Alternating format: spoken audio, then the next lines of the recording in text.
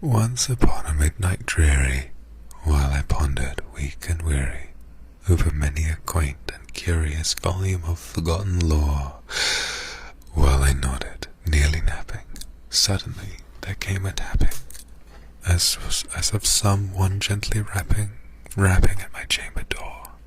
"'Tis some visitor," I muttered, tapping at my chamber door. Only this and nothing more. Distinctly, I remember it was in the bleak December, and each separate dying ember wrought its ghost upon the floor. Eagerly I wished the morrow, vainly I sought to borrow from my books surcease of sorrow, sorrow for the lost Lenore, from the rare and radiant maiden, whom the angels name Lenore, nameless here, forevermore. And the silken, sad, uncertain rustling of each purple curtain thrilled me, filled me with fantastic terrors never felt before, so that now, to still the beating of my heart, I stood repeating, "'Tis some visitor entreating entrance at my chamber door, some late visitor entreating entrance at my chamber door. This is it, and nothing more." Presently my soul grew stronger, hesitating then no longer. "Sir," said I, "or madam, truly your forgiveness I implore, but the fact is I was napping, and so gently you came tapping, and so faintly you came tapping at my chamber door, that I scarce was sure I heard you. Here I opened the door, darkness there, and nothing more." Deep into that darkness piercing, long I stood there wondering, fearing, doubting, dreaming, dreams no mortal ever dared to dream before.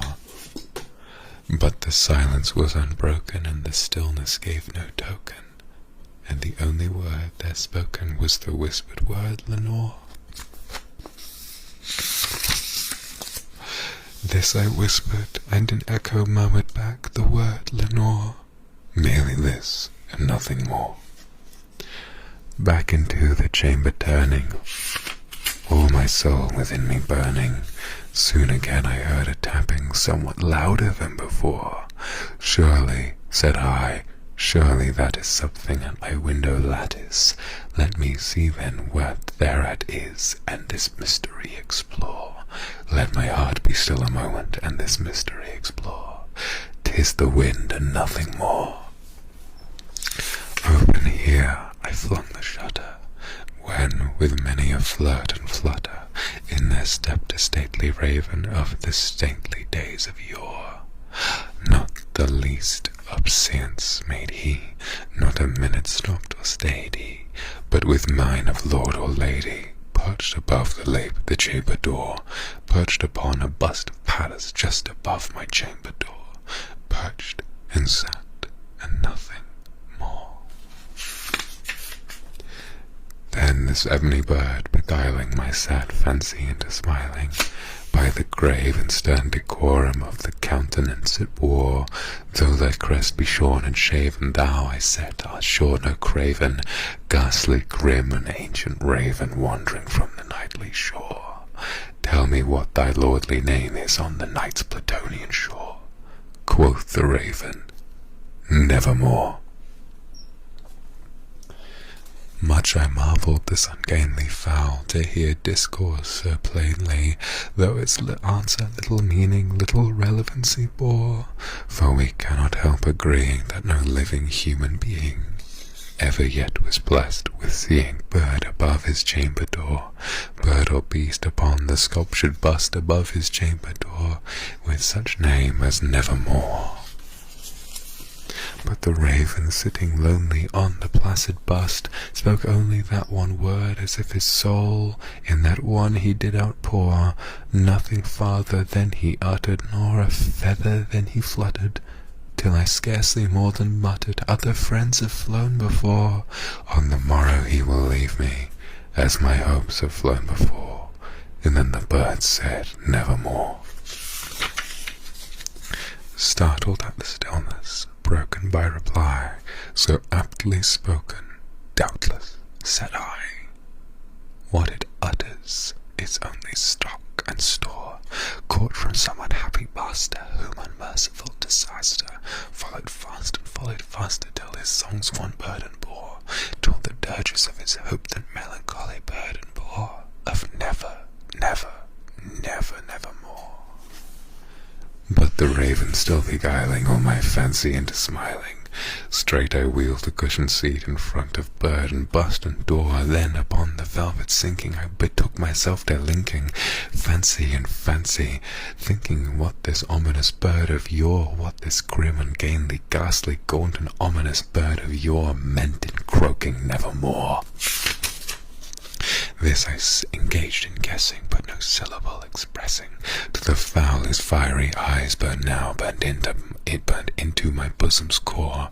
This and more I sat divining, with my head at ease reclining on the cushion's velvet lining that the lamplight gloated o'er, but whose velvet lining with the lamplight gloating o'er she shall press, nevermore. Then, methought, the air grew denser, perfumed from an unseen censer, swung by seraphim whose footfalls tinkled on the tufted floor.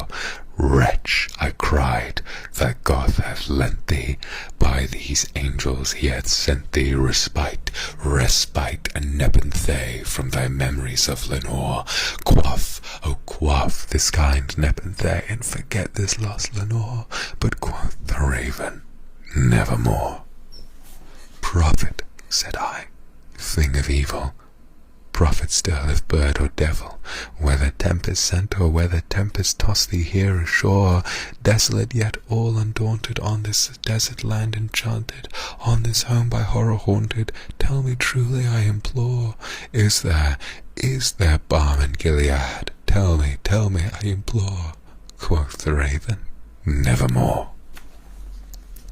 Prophet, said I, thing of evil, prophet still if bird or devil, by that heaven bends above us, by that God we both adore, tell this soul with sorrow laden, if within the distant Aidenn it shall clasp a sainted maiden whom angels name Lenore, clasp a rare and radiant maiden whom the angels name Lenore. Quoth the raven, nevermore. Be that word our sign of parting, bird or fiend, I shrieked upstarting. Get thee back into the tempest and the night's Plutonian shore. Leave no black plume as a token of that lie thou soul hath spoken. Leave my loneliness unbroken, quit the bust above my door. Take thy break from out my heart, and take thy form from off my door.